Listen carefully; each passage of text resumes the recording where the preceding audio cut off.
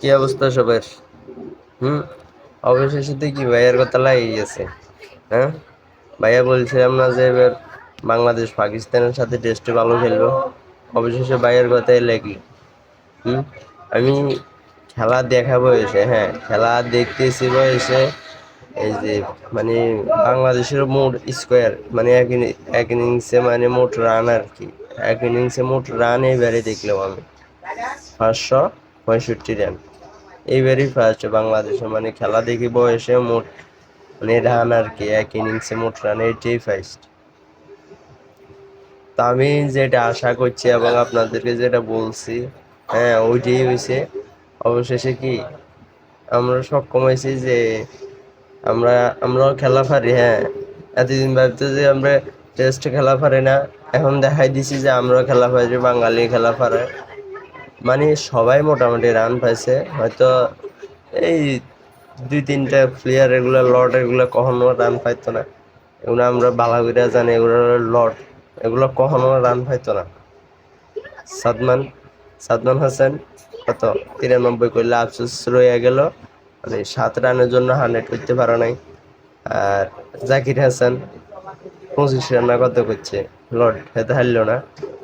ধরো এরপরে মনে করে যে মইমুনুল হক মইমুনুল হক তো মনে করে যে টেস্টের মধ্যে মানে খুব অভিজ্ঞ একজন ব্যাটার, ভালো খেলছে। মানে ওর সাহসটা দেখে আমি জাস্ট অবাক হয়ে গেলাম।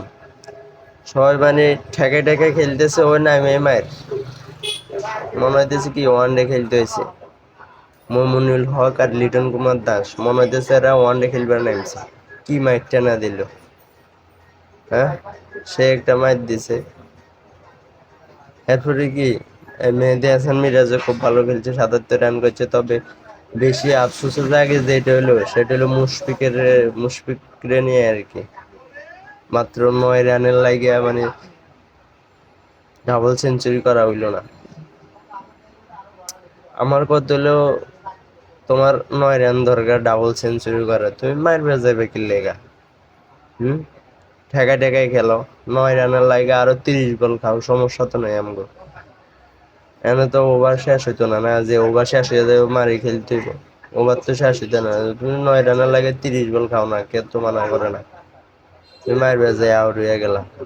এটা যায় বেশি আফসোস।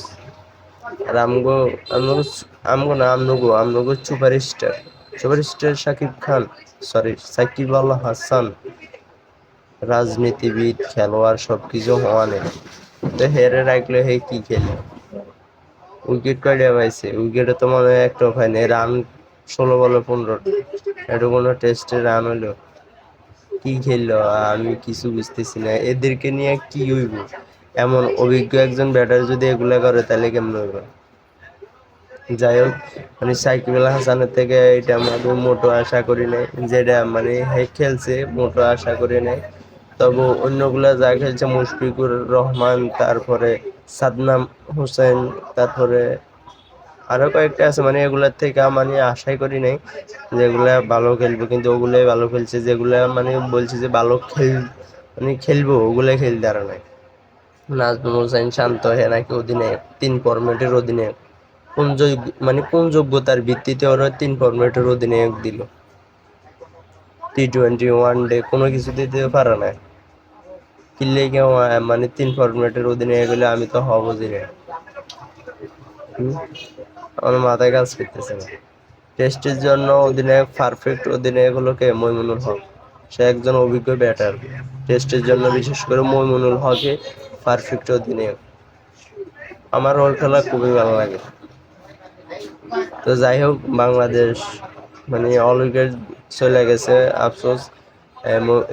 তোমার সাদনাম হাসানের 7 রান 100 করতে পারে না, মেহেদী হাসান মিরাজও 100 করতে পারে না। আর মুশফিক, বিশেষ করে মুশফিকের লাই বেশি আফসোস লাগে, 9 রানের লাই ডাবল সেঞ্চুরি করতে পারে না।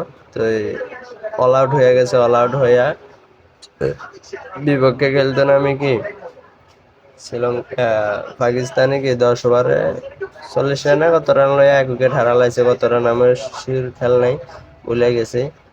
তো আজকে খেলা হইব, দেখা যাক। ম্যাচটা তো ড্রই, তারপরে একটু দেখুন আর কি। ম্যাচ আছে আর আজকের দিন ম্যাচ তো ড্র হইব। তো ঠিক আছে, সবাই তাহলে খেলা দেখেন। বাংলাদেশ কাম ব্যাক করছে, বাংলাদেশ খেলা দেখেন। ঠিক আছে, ভালো থাকেন তাহলে সবাই।